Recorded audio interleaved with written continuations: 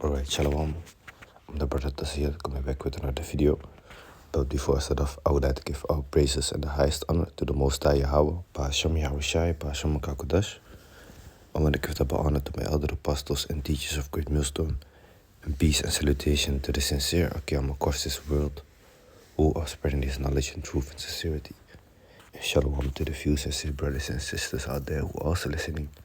May the election be upon your households. Khan Shalom. So today I just want to make a quick video concerning this saying from Marcus Aurelius, who supposedly was a Roman emperor. So it says, "What are you afraid of losing when nothing in the world actually belongs to you?" Okay?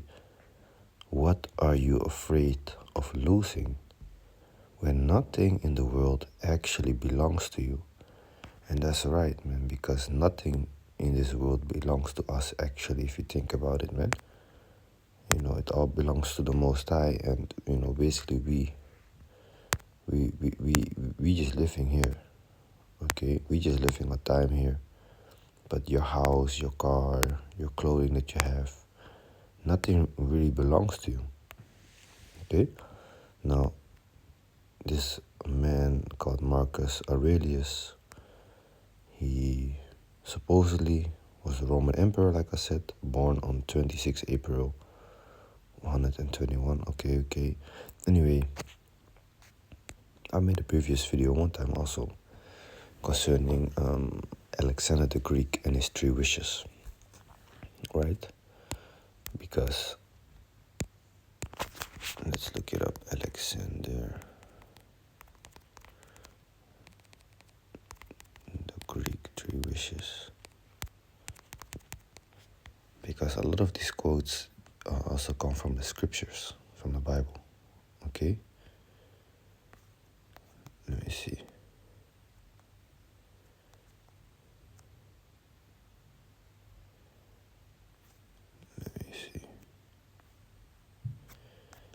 Alexander the Great 3 wishes. It says here, Alexander the Great's famous 3 wishes are a parable about mortality, wealth, and humility, told through his final requests to his generals. 1. The best doctors carry his coffin to show even they can't stop death. Okay, so on this, in the power of Yahweh Bashem Yashai. 2. His wealth, gold, jewels, is scattered on the way to the grave, showing riches stay on earth. And 3. His hands hang out of the coffin, proving we enter and leave the world empty-handed. These wishes shared as he lay dying emphasize that life's true value isn't power or possessions, but wisdom and living meaningfully. And, you know, the wisdom of the scriptures, man, how to behave in this society, how to behave like a real Israelite in the eyes of Yahweh Bashem Yahushai. Okay, living meaningfully in the eyes of Yahweh Bashem Yahushai with the Bible. Alright? That is what we as Israelites actually should be aiming for. Okay, now let's read a few scriptures concerning these sayings, man. Okay, because I also put one time in my note. Let me see that. No, let me leave that. Let me go straight here. Ecclesiastes 5, verse 15. It says in the King James Version on the left, it says, "As he came forth of his mother's womb, naked shall he return to go as he came, and shall take nothing of his labor, which he may carry away in his hand." Okay, so the NLT, we all come to the end of our lives as naked and empty-handed as on the day we were born. We can't take riches with us. So that's basically, you know, nothing belongs to us here, man. Okay, so we came out of his mother's womb, we were born empty-handed, we go back empty-handed, so to say. Nothing that you work for, your company, your career, doesn't matter, man. They don't come with you when you die. Like a certain rich man that was laying up all these goods for himself, and he was like, hey man, what should I do now? Then he was like, you know what, let me keep investing more and more until he died.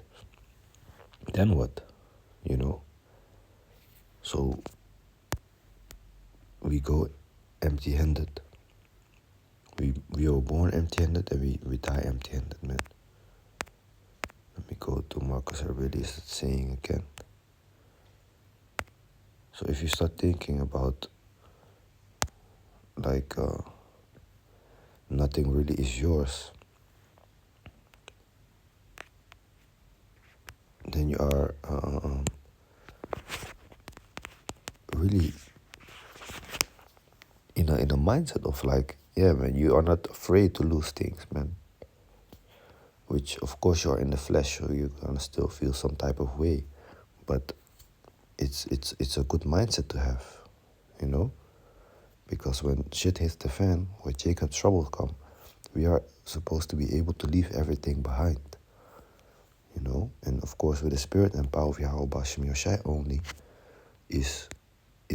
are we gonna be able to do that, man? Okay. So we're gonna see in that time, man, what is what. So let me go here. Job chapter 1, verse 21. Let me read that. Job chapter 1, verse 21. It says, and said, naked came I out of my mother's womb, and naked shall I return thither. The Lord gave, and the Lord had taken away.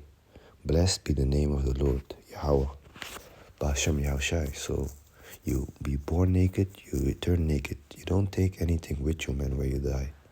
Okay? You don't take anything with you, man. Okay? So is it really worth it, like spending all your time and your attention into this worldly things, building your career instead of putting your time and attention mainly on the Bible, okay, mainly on the real God of the universe who created everything, Yahweh Ba'ashem Yahushai, okay? And we know that Yahushai and the elect and the angels created everything, of course, but still the Most High, who is that? The Most High is Yahweh. So we ought to live to please Him, man. Okay, not to please ourselves and our pockets, instead of pleasing the Lord, basically, you know. So 1 Timothy chapter 6, verse 7. Let me see. It says, for we brought nothing into this world, and it is certain we can carry nothing out. Of course not, man. So in the NLT, after all, we brought nothing with us when we came into the world, and we can't take anything with us when we leave it. You are not gonna take anything when you die, man. People might put money in your grave or what else. What is that money gonna do for you when you are dead? You know? What is that money gonna do for you when you are dead? Nothing, exactly. So, Matthew chapter 6, verse 19. Let's go there. Matthew chapter 6, verse 19. This is what you should do, okay? So first it's going to say what you should not be doing. Lay not up for yourselves treasures upon earth, where moth and rust do corrupt, and where thieves break through and steal, you see? So on earth, thieves can steal everything that you worked hard for, man. But lay up for yourselves treasures in heaven, where neither moth nor rust do corrupt, and where thieves do not break through nor steal, man. Okay? For where your treasure is, there will your heart be also, your mind. So where you have your desires, that's where your mind's gonna be. If your mind is occupied with worldly things, you're gonna,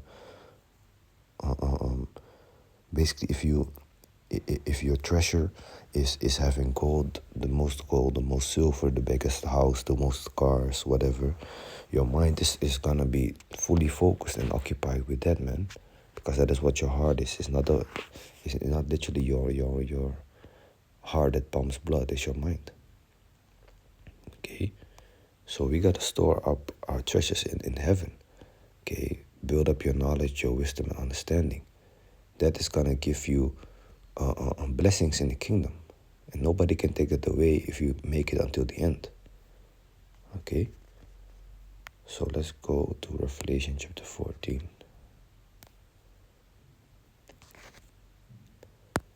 This is Revelation chapter 14. Let me double check. Go on Revelation chapter 14 and 13.